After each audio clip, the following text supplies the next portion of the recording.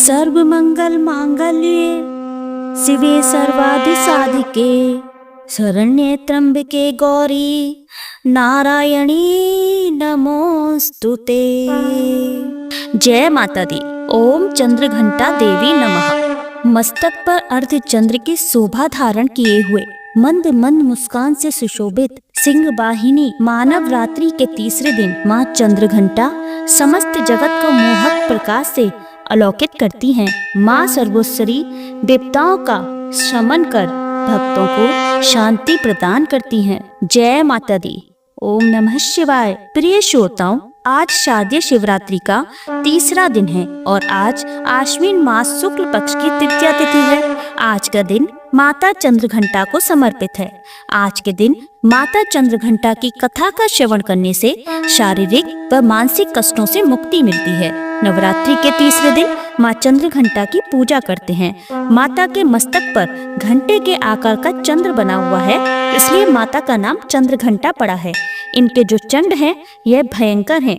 इनके स्वरूप जान लेते हैं तो माँ के शरीर का रंग स्वर्ण के समान चमकीला है। इनके 3 नेत्र हैं, 10 हाथ हैं। इनके कर गदा, धनुष बाण, खड़ग, त्रिशूल और अर्थशास्त्र लिए हुए हैं। अग्निवर्ण, अग्नि चक्र वर्ण वाली है, ध्यान से जगमगाने वाली है, दीप्तिमयी है। यह सिंह के आसन पर अरुण है तथा युद्ध में लड़ने के लिए अमुक रहती है। माँ की कृपा से साधक के समस्त बाधाएं और परेशानियां आती हैं। माँ की कृपा से साधक के समस्त बाधाएं और परेशानियां दूर हो जाती हैं, वह सभी नष्ट हो जाती हैं। माँ चंद्रघंटा को केसर की खीर का भोग लगाना बहुत शुभ माना जाता है। इन्हें दूध से बनी अन्य मिठाइयों जैसे पेड़े या बर्फी का भोग भी लगाया जाता है। आप उन्हें पंचामृत, चीनी और मिश्री भी अर्पित कर सकते हैं। देवी की कृपा से जातक पराक्रमी और निर्भय होता है। अगर आप भी माँ चंद्रघंटा की पूजा करते हैं तो आपको निर्भयता की प्राप्ति होती है। देवी माँ चंद्रघंटा का मूल मंत्र है ओम चंद्रघंटा देवी नमः। तो मैं आज आपको सुना रही हूँ शारदीय नवरात्रि में सुनी जाने वाली माँ चंद्रघंटा की बड़ी ही दुर्लभ तथा पौराणिक कथा। तो आप सभी भक्तगण इन कथाओं को बड़ी ही श्रद्धा और प्रसन्नचित्त मन से जरूर सुनिएगा। कथाओं के अनुसार माँ का पहला रूप माँ शैलपुत्री और दूसरा माँ ब्रह्मचारिणी स्वरूप जो भगवान शंकर को प्राप्त करने के लिए माना जाता है। जब माँ ब्रह्मचारिणी भगवान शंकर को पति रूप में प्राप्त कर लेती हैं, तब वह आदि शक्ति के रूप में प्रकट होती हैं और चंद्रघंटा बन जाती हैं। माँ दुर्गा ने माँ चंद्रघंटा का अवतार तब लिया था जब संसार में दैत्यों का आतंक बढ़ने लगा था।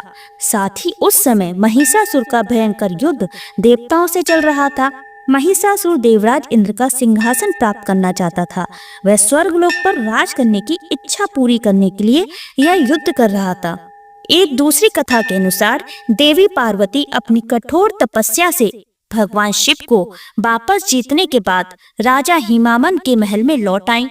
राजा हिमामन और देवी मैनावती अपनी पुत्री को अपनी तपस्या में सफल होकर बहुत ही प्रसन्न होते हैं। शिव और माता पार्वती के विवाह का दिन आ गया। सभी देवता इस बात से बहुत प्रसन्न थे कि उनके भगवान का विवाह हो रहा है। भगवान शिव के सभी गण उनकी बारात के साथ राजा हिमामन के महल में गए। वह तो भोलेनाथ हैं, उनका नाम ही शिव है जो शुभता को धारण करते हैं। उन्हें बाहरी दिखावे और औपचारिकताओं के पालन की क्या परवाह है। वह जैसे थे वैसे ही विवाह के लिए आगे बढ़े। बासुकी और कच्छप जैसे सबसे भयानक सांपों के साथ उनकी माला, कंगन, कमरबंद और बालियां थीं। उनके बाल उलझे हुए थे। उनका पूरा शरीर शमशान की राख में ढका हुआ था।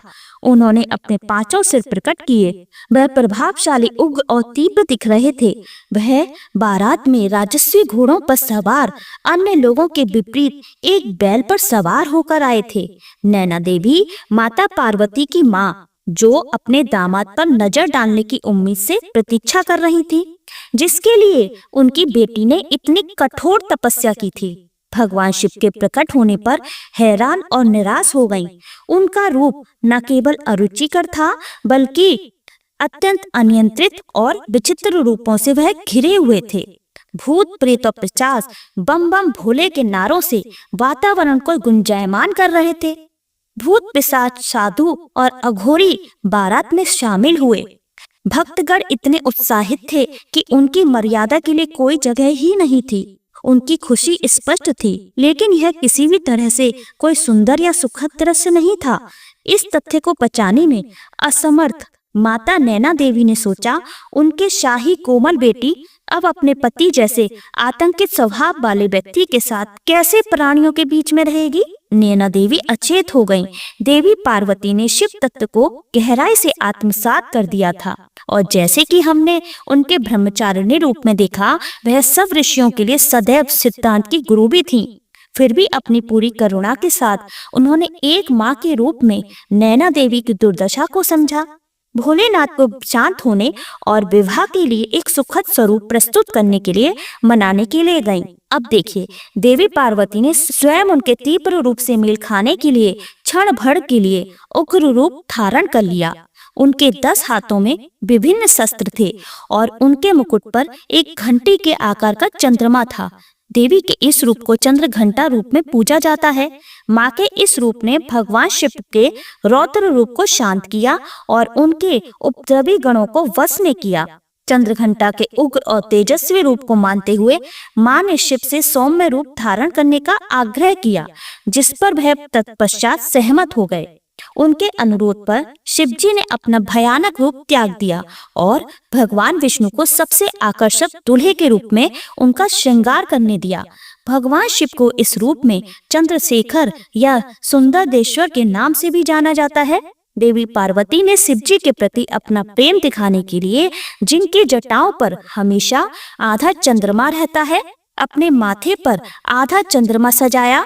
भव्य विवाह के बाद देवी पार्वती 1 साल ही नई दुल्हन के रूप में भगवान शिव के साथ गई। भगवान शिव अभी भी ध्यान में डूबे हुए थे और देवी पार्वती एक बार फिर हर दिन उनकी गुफा को साफ करती और उनकी सभी जरूरतों का प्रेम से ख्याल रखती थी। धीरे धीरे देवी पार्वती ने कैलाश पर अपना नया घर स्थापित कर दिया। इस बीच तारकासुर बेचैन हो रहा था। अब तो शिव और उनकी शक्ति एकजुट हो गए थे, इसलिए तारकासुर भयभीत था। उसने नवविवाहितों के जीवन में सौभाग्य को बाधित करने के लिए एक दुष्ट चमगादड़ राक्षस जटुकासुर को भेजा। जबकि भगवान शिव घोर तपस्या में लीन थे और माता पार्वती अपने घर के कामकाज में, जटुकासुर पूरी चमगादड़ सेना के साथ कैलाश पर्वत पहुंचा। जटुकासुर और उसकी चमगादड़ सेना ने आकाश को केवल अपने पंखों से ढक लिया। उन्होंने माँ पार्वती के नव सजाए घर को उजाड़ना शुरू कर दिया।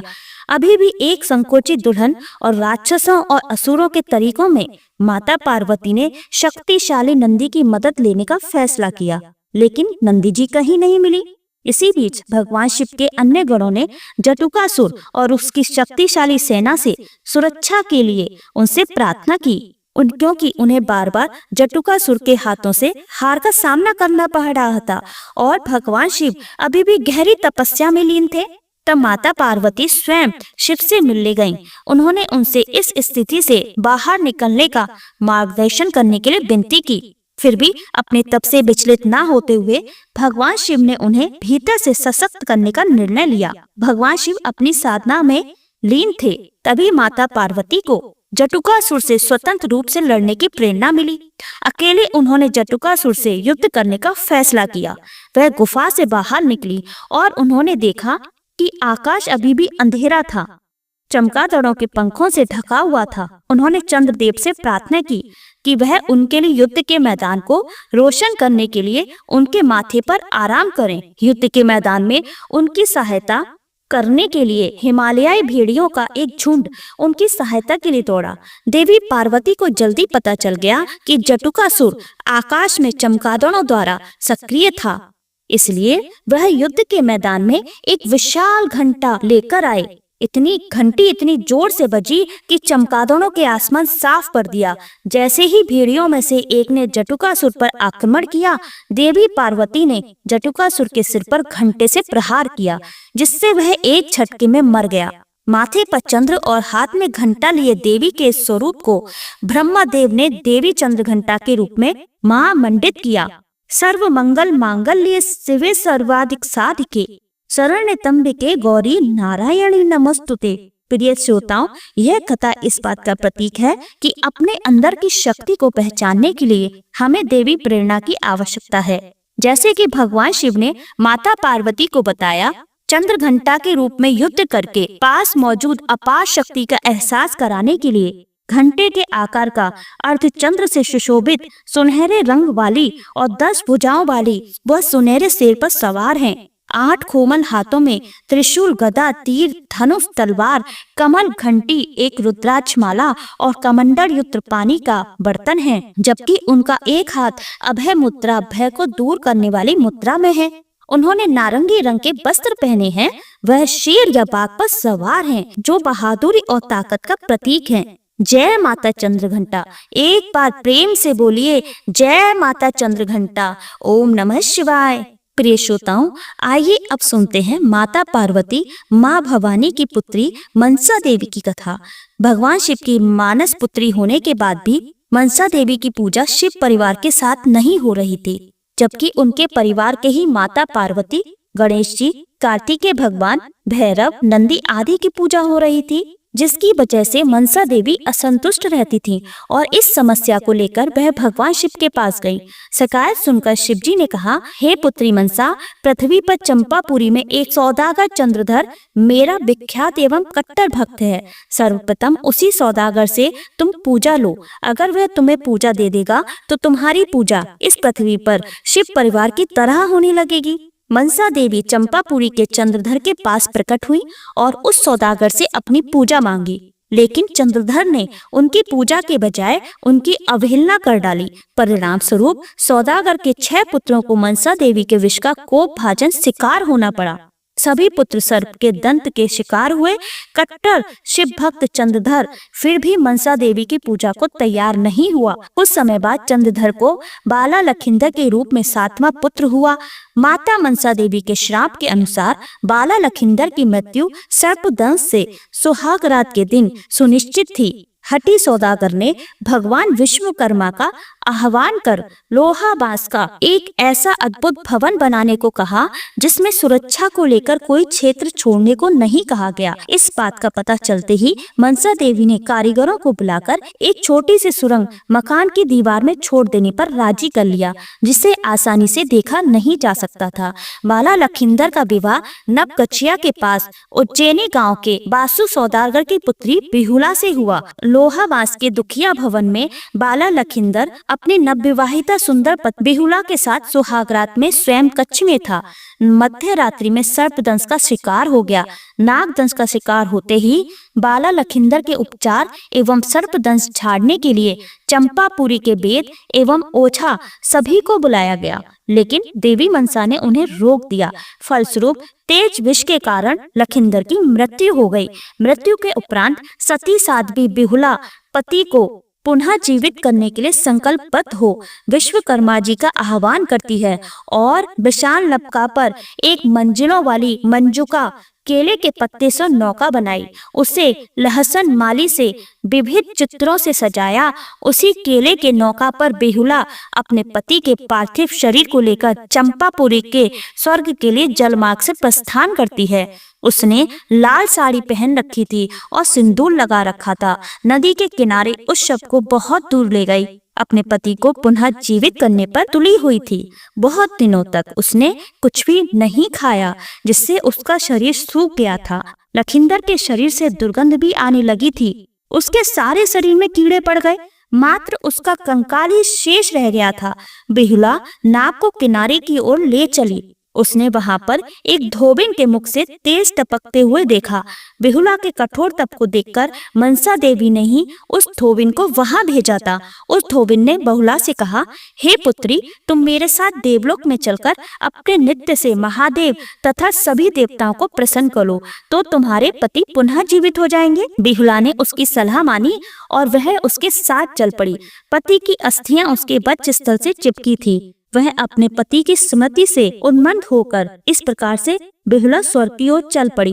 रास्ते में जाते हुए वह बहुत सारी कठिनाइयां उसे झेलनी पड़ी। उसे रूह कपा देने वाली बैतरणी नदी को भी पार करना था, जो कि यमलोक में थी। उसने गौ माता का आह्वान किया और कहा, हे गौ माता, यदि मैंने सच्चे हृदय से आपकी सेवा की है, मेरे मन में लैस मात्र भी छल कपट नहीं है, तो आप मेरी सहायता करें। यह सुनकर गौ माता तुरंत वहां प्रस्तुत हो जाती हैं और बेहुला को अपनी पूंछ के सहारे वैतरणी नदी को पार कराती हैं।